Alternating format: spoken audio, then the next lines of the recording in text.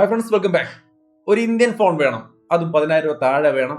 അത്യാവശ്യം ഓൺലൈൻ ക്ലാസ്സും എല്ലാ കാര്യങ്ങളും നടത്താൻ പറ്റിയ ലാഗ് ഇല്ലാത്ത നല്ലൊരു സ്മൂത്ത് ആയ ഫോൺ വേണമെങ്കിൽ ഇപ്പോഴേക്ക് കിട്ടാവുന്ന ഒരു നല്ല ഫോണായിട്ട് നമുക്കിതായി മൈക്രോമാക്സ് ഇൻ 2B എന്ന് പറയുന്ന ഈ ഇന്ത്യൻ ഫോണിനെ പരിഗണിക്കാം. തീർച്ചയായിട്ടും നല്ലൊരു ഫോണാണ്. എന്തൊക്കെയാണ് ഇതിന്റെ വിശദാംശങ്ങൾ ഉള്ളത് വിശദമായിട്ട് തന്നെ നോക്കാം. നേരെ വിടും.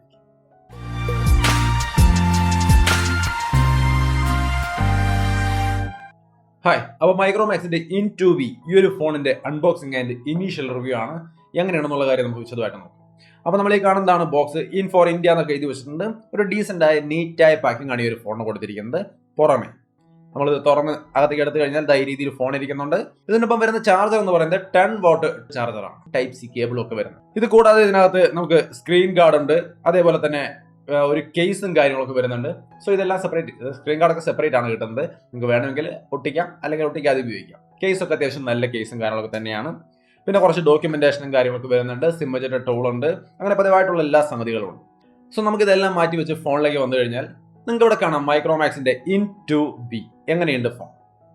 എനിക്കൊരു ഈ ഒരു ഡിസൈനും കാര്യങ്ങളും ഒക്കെ കൂടി കാണുമ്പോൾ നമുക്കൊരു 8 രൂപ റേഞ്ച് അല്ലേ, 8-9 ആ ഒരു റേഞ്ചിനകത്തേക്ക് വരുവാണെങ്കിൽ തീർച്ചയായിട്ടും നല്ലൊരു ഡീസൻ്റ് ആയ ഫോൺ എന്ന് പറയാം. പക്ഷെ അത് ഡിസൈൻ കൊണ്ട് മാത്രം പറയാൻ പറ്റില്ല, ബാക്കിയുള്ള ഘടകങ്ങളൊക്കെ നോക്കണ്ടേ. നമുക്ക് നോക്കാം. എന്തായാലും ഡിസൈൻ ഈ രീതിയിലാണ്. റിയർ സൈഡിൽ 13+2 മെഗാപിക്സലിന്റെ ഡുവൽ റിയർ ക്യാമറയാണ് വരുന്നത്. റിയർ മൗണ്ടഡ് ഫിംഗർ പ്രിന്റ് സെൻസറും കാര്യങ്ങളും വരുന്നു. ഇൻ ബ്രാൻഡിംഗ് ഉണ്ട്. ഏറ്റവും താഴെയായിട്ട് സ്പീക്കർ ഗില്ലോ ഉണ്ട്. റൈറ്റ് സൈഡിൽ പവർ ബട്ടൺ, വോളിയം ബട്ടണുകൾ. ടോപ്പ് സൈഡിൽ പ്രത്യേകിച്ച് ഒന്നുമില്ല. ലെഫ്റ്റ് സൈഡിൽ sim tray, triple card slot support ചെയ്യുന്നു.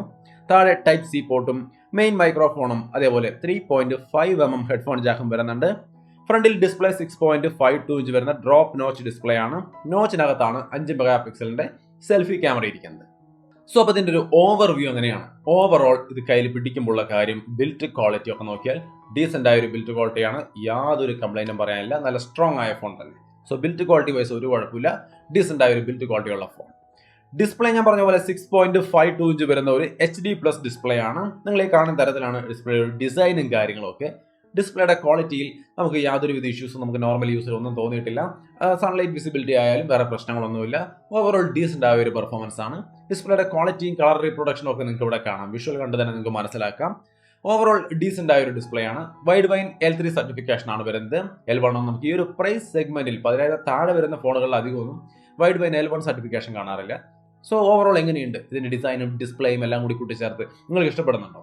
സോ എന്നെ സംബന്ധിച്ച് ഓവറോൾ നല്ല ഡിസ്പ്ലേയും നല്ല ഒരു ബിൽറ്റ് ക്വാളിറ്റിയും കാര്യങ്ങളൊക്കെയാണ് ഈ ഒരു ഫോണിന് വരുന്നത്. ഇനി ഇതിന്റെ പെർഫോമൻസിലേക്ക് വന്നു കഴിഞ്ഞാൽ യൂണിസോക്ക് T610 എന്ന് പറയുന്ന പ്രോസസ്സറാണ്.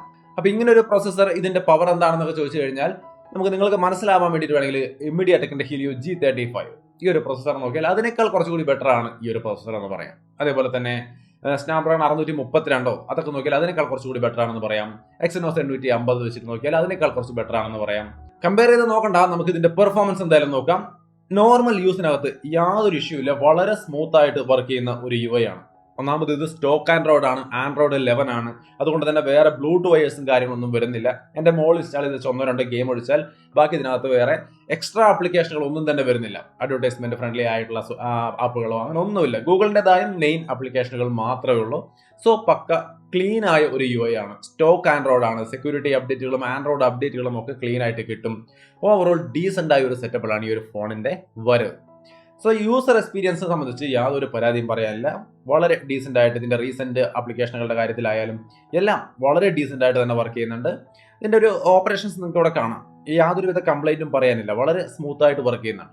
സോ നോർമൽ യൂസിനകത്ത് നിങ്ങൾക്ക് പ്രശ്നങ്ങളൊന്നും തന്നെ വരില്ല എന്നുള്ള കാര്യമാണ് ഞാൻ എക്സ്പെക്ട് ചെയ്യുന്നത്. കാരണം സ്റ്റോക്ക് ആൻഡ്രോയിഡ് ആയതുകൊണ്ടാണ് കൂടുതലായിട്ടും അങ്ങനെ പറയുന്നത്. ഓവറോൾ എനിക്ക് പ്രശ്നങ്ങളൊന്നും നേരിട്ടിട്ടില്ല. നല്ല ഡീസെന്റ് ആയ യൂസർ എക്സ്പീരിയൻസ് ആണ് ഈ ഒരു ഫോൺ തരുന്നത്. സ്റ്റോക്ക് ആൻഡ്രോയിഡ് ഫോൺ തരുന്ന പോലെ. സ്റ്റോക്ക് ആൻഡ്രോയിഡ് നിങ്ങൾക്ക് ഇഷ്ടമാണെന്നുള്ള കാര്യം നിങ്ങളാണ് ചിന്തിക്കേണ്ടത്. ഇനി ഇതിന്റെ ഗെയിമിംഗ് പെർഫോമൻസ് വന്നു കഴിഞ്ഞാൽ ഫ്രീ ഫയർ പോലുള്ള ഗെയിമുകളുടെ ഒരു ഗെയിം പ്ലേ നിങ്ങൾക്ക് ഇവിടെ കാണാം. ഈ രീതിയിലുള്ള ഒരു ഗെയിം പ്ലേ ആണ് ഈ ഒരു ഫോൺ തരുന്നത്. ഞാൻ ഫ്രീ ഫയറിൽ വലിയ പ്രോ ഒന്നുമില്ല, ബട്ട് നിങ്ങൾക്ക് ഇത് കാണുമ്പോൾ ഏകദേശം ഫ്രീ ഫയർ കളിക്കുന്ന ആൾക്കാർക്ക് മനസ്സിലാവും എത്രത്തോളം നന്നായിട്ട് ഈ ഒരു ഡിവൈസ് ഈ ഒരു ഗെയിമിനെ ഹാൻഡിൽ ചെയ്യുന്നുണ്ടെന്ന്. അത്യാവശ്യം കുഴപ്പമില്ലാത്ത രീതിയിൽ നിങ്ങൾക്ക് ഇത്തരത്തിലുള്ള ചെറിയ ഗെയിമുകളൊക്കെ ഇതിനകത്ത് കളിക്കാനും പറ്റും. അപ്പം നല്ല രീതിയിലുള്ള ഒരു പെർഫോമൻസ്, ഗെയിമിംഗ് പെർഫോമൻസ് ഉണ്ട്. അതിൻ്റെ ഒപ്പം ബാറ്ററി ലൈഫിലോ അല്ലെങ്കിൽ ഹീറ്റിംഗ് പോലുള്ള കാര്യങ്ങളൊന്നും വരുന്നില്ല. ഓവറോൾ ചെറിയ രീതിയിലുള്ള ഗെയിമിങ്ങും കാര്യങ്ങളും ഒക്കെ പോസിബിൾ ആണ്. ടോട്ടലി നല്ല പെർഫോമൻസ് ഡിപ്പാർട്ട്മെന്റ്, നല്ലൊരു gaming experience, overall good setup ആണ് ഇതിന്റെ പെർഫോമൻസ് ഡിപ്പാർട്ട്മെന്റ്. ഇതിന്റെ മെയിൻ കാരണം ഇതിന്റെ കൂടെ വരുന്നത് LPDDR4X RAM ആണ്. ഒപ്പം തന്നെ eMMC 5.1 സ്റ്റോറേജും ഉണ്ട്. സോ ഓവറോൾ ഈ രീതിയിലുള്ള കാര്യങ്ങളെല്ലാം കൂട്ടിച്ചേർക്കുന്നതുകൊണ്ടാണ് ഇത് ടോട്ടലായിട്ട് ഒരു നല്ല എക്സ്പീരിയൻസ് നമുക്ക് തരുന്നത്. മെയിൻ ആയിട്ടും സ്റ്റോക്ക് ആൻഡ് റോഡ് ആണ് ഇവിടുത്തെ താരം. 4GB RAM 64GB സ്റ്റോറേജും വരുന്നുണ്ട്, 6GB RAM 64GB സ്റ്റോറേജും വരുന്നുണ്ട്. രണ്ടിന്റെയും പ്രൈസ് എനിക്ക് ഇപ്പോഴേക്ക് കൃത്യമായിട്ട് അറിയില്ല. അത് ലോഞ്ച് കഴിയുമ്പോഴേ അറിയാൻ പറ്റുള്ളൂ. അറിയുന്ന വഴിക്ക് തന്നെ ഞാൻ ഡിസ്ക്രിപ്ഷനിൽ ആഡ് ചെയ്യാം. ഡിസ്ക്രിപ്ഷൻ ചെക്ക് ചെയ്യുക. അപ്പോൾ നിങ്ങൾക്ക് തന്നെ മനസ്സിലാവും ഇതിന്റെ പ്രൈസ് എത്രയാണെന്നുള്ളത്. പ്രൈസ് അറിഞ്ഞുകൊണ്ട് ഈ കാര്യങ്ങളെല്ലാം മനസ്സിലാക്കുക. ഇനി ഇതിന്റെ ക്യാമറയിലേക്ക് വരുമ്പോൾ 13+2 ഡുവൽ റിയർ ക്യാമറയാണ്. മെയിൻ ക്യാമറ സാമ്പിളുകൾ നിങ്ങൾക്ക് ഇവിടെ കാണാം. ഈ രീതിയിലുള്ള ഒരു ക്യാമറ ക്വാളിറ്റിയാണ് ഈ ഒരു ഫോൺ നമുക്ക് തരുന്നത്. ഇതിനകത്ത് നൈറ്റ് മോഡ് പോലുള്ള കാര്യങ്ങളൊക്കെ വരുന്നുണ്ട്. ഓവറോൾ ഇതിന്റെ ക്വാളിറ്റി എങ്ങനെയാണെന്നുള്ളത് നിങ്ങൾ ചെക്ക് ചെയ്ത് നോക്കുക, നിങ്ങൾക്ക് ഇഷ്ടപ്പെടുന്നുണ്ടോ എന്നുള്ളത്.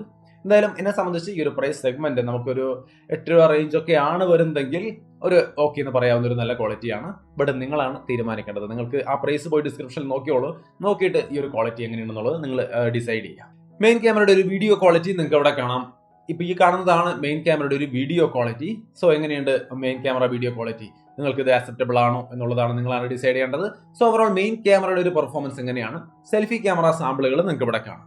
ഈ രീതിയിലുള്ള റിസൾട്ട് ആണ് നമുക്ക് ഇതിന്റെ സെൽഫി ക്യാമറ തരുന്നത്. 5 മെഗാ പിക്സലിന്റെ സെൽഫി ക്യാമറയാണ്. 5 മെഗാ പിക്സലിന്റെ സെൽഫി ക്യാമറ ഈ ഒരു ഫോണിനകത്ത് ഈ രീതിയിലുള്ള ഒരു റിസൾട്ട് ആണ് നമുക്ക് തരുന്നത്. സോ മെയിൻ ക്യാമറയുടെയും സെൽഫി ക്യാമറയുടെ ഒക്കെ ഒരു ക്വാളിറ്റി ഏകദേശം മനസ്സിലായല്ലോ. ആർട്ടിഫിഷ്യൽ ലൈറ്റിംഗ് കണ്ടീഷനിലെ കുറച്ച് സാമ്പിളുകൾ കൂടി നിങ്ങൾക്ക് ഇവിടെ കാണാം. കണ്ടു നോക്കുക മെയിൻ ക്യാമറയും സെൽഫി ക്യാമറയൊക്കെ എങ്ങനെ പെർഫോം ചെയ്യുന്നുണ്ട്. നിങ്ങൾ ഈ ഒരു ഫോൺ പ്രൈസ് കൊടുത്തെടുത്താൽ നിങ്ങൾക്ക് ഈ ക്യാമറ ഓക്കെ ആണോ, ഈ ഒരു പ്രൈസ് അത് നിങ്ങൾ ഡിസൈഡ് ചെയ്യുക. സോ ഓവറോൾ ഇങ്ങനെയാണ് ഇതിന്റെ ക്യാമറ പെർഫോമൻസ്. പിന്നെ ഓവറോൾ ഇത് എനിക്ക് എന്ത് തോന്നുന്നു എന്ന് ചോദിച്ചു കഴിഞ്ഞാൽ ഒരു ശരാശരി ക്വാളിറ്റി, അതാണ് എനിക്ക് തോന്നുന്നത്. അത് വിട്ടിട്ട് വലിയൊരു സംഭവം ഒന്നും പറയാൻ തോന്നിയില്ല. ഇനി ഇതിന്റെ ക്യാമറയുടെ കാര്യങ്ങൾ കുറച്ചുകൂടി ഡീറ്റെയിൽഡ് ആയിട്ട് മനസ്സിലാക്കണമെങ്കിൽ നമ്മുടെ ഇൻസ്റ്റാഗ്രാമിൽ ഞാൻ ഇതിന്റെ ഇമേജ് അപ്ലോഡ് ചെയ്യുന്നുണ്ട്, അവിടെ പോയി നോക്കാം. ഇല്ല നിങ്ങൾക്ക് ഇത് ഡ്രൈവ് ചെയ്യുന്ന ഡൗൺലോഡ് ചെയ്ത് ഒറിജിനൽ ഇമേജുകൾ എടുത്ത് ഒറിജിനലായിട്ട് പരിശോധിച്ച് മനസ്സിലാക്കണം എന്നുണ്ടെങ്കിൽ ട്വിറ്ററിൽ ഞാൻ ഇതിന്റെ ഒരു ഡ്രൈവിലേക്ക് ക്ലൗഡ് സ്റ്റോറേജിലേക്ക് അപ്ലോഡ് ചെയ്തിട്ട് അതിന്റെ ലിങ്ക് ഞാൻ ട്വിറ്ററിൽ കൊടുക്കാം. അപ്പോൾ അവിടെ നിന്ന് പോയിട്ട് ആ ലിങ്ക് വഴി പോയിട്ട് ഡൗൺലോഡ് ചെയ്താൽ ഇതിന്റെ ഫുൾ സൈസ് ഇമേജ് നിങ്ങൾക്ക് കിട്ടും. നിങ്ങൾക്ക് തന്നെ പരിശോധിച്ച് നോക്കാം ഇത് എങ്ങനെയുണ്ടെന്നുള്ള കാര്യം. സോ 2 കാര്യമുണ്ട്. ഡയറക്റ്റ് ആയിട്ട് കാണാൻ വേണ്ടി ഇൻസ്റ്റാഗ്രാമിലേക്ക് പോവാം, ഡൗൺലോഡ് ചെയ്യാനാണെങ്കിൽ ട്വിറ്ററിലേക്ക് പോവാം. ചെറിയൊരു ടാസ്ക് വെച്ചിരിക്കുന്നതാണ്. വേണമെങ്കിൽ ലിങ്ക് ഇവിടെ കൊടുത്തുകൂടെ എന്നാണ് ചോദിക്കുന്നതെങ്കിൽ ട്വിറ്ററിലേ കൊടുക്കുള്ളൂ. അതൊരു ചെറിയ ഒരു ടാസ്ക് ആയിട്ട് കണ്ടാൽ മതി. എന്തായാലും പോയി ഡൗൺലോഡ് ചെയ്ത് നിങ്ങൾക്ക് തന്നെ ഡിസൈഡ് ചെയ്യാം. ഇനി അങ്ങോട്ട് എല്ലാ ഫോണുകളുടെയും ഇമേജുകൾ നമ്മൾ ഇങ്ങനെ കൊടുക്കും. ഒറിജിനൽ ക്വാളിറ്റി നിങ്ങൾക്ക് അവിടെ നിന്ന് ഡൗൺലോഡ് ചെയ്ത് തന്നെ കണ്ട് പരിശോധിക്കാം. ഓക്കെ, ഇനി ഇതിന്റെ ഫിംഗർ പ്രിന്റ് സെൻസറിന്റെ ഒരു പെർഫോമൻസും കാര്യങ്ങളും നിങ്ങൾക്ക് ഇവിടെ കാണാം. വേറെ ഇഷ്യൂസ് ഒന്നുമില്ല, വളരെ ഫാസ്റ്റ് ആയിട്ട് തന്നെ വർക്ക് ചെയ്യുന്നുണ്ട്. ഒരു ചെറിയ വൈബ്രേഷൻ ഫീഡ്ബാക്ക് ഒക്കെ വരുന്നുണ്ട്. സോ നമ്മൾ ജസ്റ്റ് കൈ വെക്കുമ്പോൾ തന്നെ ചെറിയ വൈബ്രേഷനോട് കൂടി പക്ക ഫാസ്റ്റ് ആയിട്ട് ഓപ്പൺ ആവുന്നുണ്ട്. നിങ്ങളുടെ കാണാമോ യാതൊരു തരത്തിലുള്ള ലാഗും ഇല്ല. സോ ഫിംഗർ പ്രിന്റ് സെൻസറും കാര്യങ്ങളൊക്കെ അടിപൊളിയാണ്. ഫേസ് അൺലോക്കും വളരെ ഫാസ്റ്റ് ആയിട്ട് ഒരു തരത്തിലുള്ള ഇഷ്യൂസും ഇല്ലാതെ വർക്ക് ചെയ്യുന്നുണ്ട്. സോ സെക്യൂരിറ്റി സംവിധാനങ്ങളെല്ലാം ഡീസന്റ് ആണ്. ഇനി ഇതിന്റെ ബാറ്ററി നോക്കി കഴിഞ്ഞാൽ 5000 mAh ബാറ്ററിയാണ് വരുന്നത്. നല്ല ബാറ്ററി ലൈഫും കാര്യങ്ങളും. ഒന്നാമത് സ്റ്റോക്ക് ആൻഡ്രോയിഡ് ആണ്, വേറെ ബ്ലൂടൂത്ത് വയേഴ്സ് ചെല്ലിങ്ങളൊന്നുമില്ല. അതുകൊണ്ട് തന്നെ നല്ല ബാറ്ററി ലൈഫ് യാതൊരു കുഴപ്പമില്ലാതെ തരുന്നുണ്ട്. 1-2 ദിവസം നിങ്ങൾക്ക് സുഖമായിട്ട് കൊണ്ടു നടക്കാം. നല്ലൊരു ഡീസന്റ് ആയ ബാറ്ററി ബാക്കപ്പ് ഉള്ള ഫോണാണ്. ഇനി 1-2 ചെറിയ ചെറിയ കാര്യങ്ങൾ നമ്മൾ പൊതുവെ ചോദിക്കാറുള്ളത്, വോൾട്ടി അതായത് ഡുവൽ 4G വോൾട്ടി സപ്പോർട്ട് ചെയ്യുന്നുണ്ട്. വോഫൈ കോളിംഗ് പോലുള്ള സംവിധാനങ്ങളുണ്ട്. ബ്ലൂടൂത്ത് 5.0 ആണ് വരുന്നത്. അതേപോലെ OTG സപ്പോർട്ടും കാര്യങ്ങളുണ്ട്. ക്യാമറ ടു API നോക്കിയാൽ ലിമിറ്റഡ് ആണ്. വൈഡ് ബാൻഡ് L3 ആണ് വരുന്നത്. Sir value 0.852, body sir value 1.132. ഇങ്ങനെയുള്ള കാര്യങ്ങളാണ് ചെറിയ ചെറിയ കുറേയധികം കാര്യങ്ങൾ. സോ ഇതെല്ലാം കൂട്ടിച്ചേർത്തുകൊണ്ട് നിങ്ങൾക്ക് തന്നെ ഇപ്പോൾ ഡിസൈഡ് ചെയ്യാൻ പറ്റും ഇതിന്റെ വാല്യൂ എങ്ങനെയുണ്ട്, നിങ്ങൾക്ക് ഓക്കെ ആണ്. പ്രൈസ് ഡിസ്ക്രിപ്ഷനിലുണ്ട്, അത് നോക്കിയിട്ട്, അതേപോലെ പർച്ചേസ് ലിങ്കും ഡിസ്ക്രിപ്ഷനിലുണ്ട്, അതുകൂടി നോക്കിയിട്ട് ഈ കാര്യങ്ങളെല്ലാം കൂട്ടിച്ചേർത്തുകൊണ്ട് ഒരു തീരുമാനത്തിലെത്തുക. നിങ്ങളുടെ തീരുമാനം എന്തായാലും കമന്റ് ആയിട്ട് ഷെയർ ചെയ്യുക.